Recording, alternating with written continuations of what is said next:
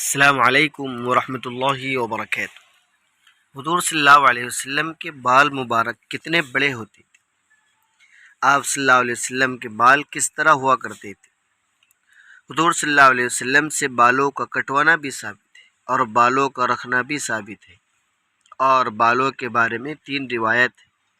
بخاری شریف میں حضرت انس رضی اللہ عنہ سے فرماتے ہیں کہ شعر رسول اللہ صلی اللہ علیہ وسلم الی نصف اذنیہ، کہ حضور صلی اللہ علیہ وسلم کے بال مبارک نصف آدھے کانوں تک ہوتے تھے، نصف کانوں تک۔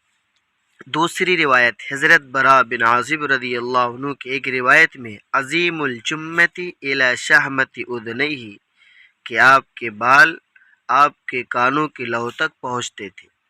اور تیسری روایت جو حضرت برا ابن عازب ہی کی دوسری روایت میں ہے کہ لہو شعر یضرب منکبیہ، کہ حضور صلی اللہ علیہ وسلم کے بال آپ کے کاندھوں تک پہنچتے تھے۔ یہ 3 قسم بیان کی گئی آپ صلی اللہ علیہ وسلم کے بالوں کی، پر حضور صلی اللہ علیہ وسلم کے بال ایک کیفیت پر نہیں رہتے تھے، ایک ہی طرح نہیں رہا کرتے تھے، کبھی کم ہوتے تھے، کبھی بڑھ جاتے تھے۔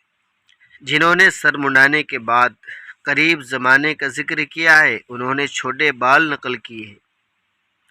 بہرحال حضور صلی اللہ علیہ وسلم نے تینوں طریق سے بال رکھے، تینوں طرح۔ حدیث میں ان کے نام جمہ، لمہ اور وفرا ذکر کیے گئے۔ جمہ، لمہ اور وفرا، یہ تینوں نام ذکر کیے گئے، لیکن اصل بال کانوں تک تھے۔ البتہ سفر کی وجہ سے کبھی حضور صلی اللہ علیہ وسلم بال نہ لے سکتے تو اس لیے بڑھ جاتی تھی۔